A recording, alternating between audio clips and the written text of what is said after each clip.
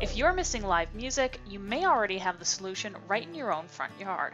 Curbside Concerts have made their way to Manitoba, and local producer Romi Mayes is here now to explain what they are and how they work. So first off, Romi, what exactly are Curbside Concerts? Curbside Concerts are this innovative new idea that was started by a guy named Matt Masters in Alberta during COVID, for COVID. He was realizing that music wasn't being played and music wasn't being heard, and he wanted to do something to fix that as soon as possible. So he came up with this great idea for Curbside Concerts. And Curbside Concerts basically is a roster of musicians that are put together by the producers of each province. And you choose an artist from the roster, and they come to your residence, not indoors, outdoors. Everything's curbside, boulevards, sometimes on cars even, and perform for your community. What exactly is kind of the setup for you guys when you come down to perform for people? We all have our own battery-powered speakers, so you can, and a microphone, and input for the guitar and the vocals is into the battery-powered speaker. So we can set up anywhere without having to go onto the property. We limit, of course, any contact with the hosts. So a basic curbside would just be, if it's a 45-minute concert. We have 9 artists on the roster right now in Manitoba. So the artists will show up 15, 20 minutes before they play, set up, everyone's sitting and ready, and you just perform your 45-minute set. I've been noticing that because the numbers are rising, that people are getting concerned and they're starting to think about canceling their shows, or they're concerned, which is just concern. But I really want to express that this was created for COVID, for exactly these situations. So all we have to do is just follow the guidelines of how many people are allowed, something that is because of COVID and that we could do for you safely, and the artists are protected and so are all the people there. So what's the feedback been like for you guys since you started? It's been incredible. It's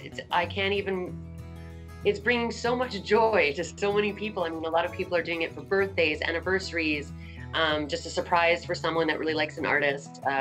Sometimes it's just a family gathering or just a neighborhood that want to do something really cool and different. So a couple houses come together side by side, and so it's just been nothing but great things for the musicians and the hosts and the audience. It's positive all around. How is it different for you guys as musicians to perform on the curbside as opposed to performing at an actual venue? I like it better. I didn't know that I would like it better because I've never really been a huge fan of doing house concerts, but I think that takes away the intimacy where you're in someone's home and you're kind of in this small space with these people, and then you just start performing for them. There still feels like there's a bit of a stage and a bit of a separation. And the nice part is the children that are there, the elderly that are there, the animals that are there, which couldn't have been in a bar in the first place. And there are a lot of people that don't want to wait till 10 p.m. at night. They have to work, and they can't really, maybe they're not mobile. And so we're actually able to, the biggest difference is that we're bringing music to people who might not have seen it otherwise. Why is it so important to be able, for you as a musician, to keep performing in these times and for other people to be able to experience it? Well, I mean, everybody knows that music's important.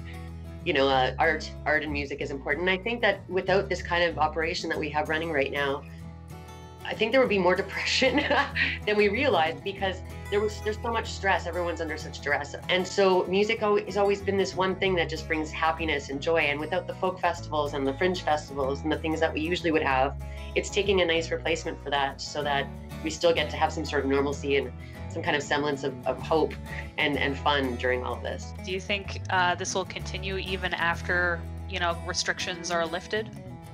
I just can't see why not.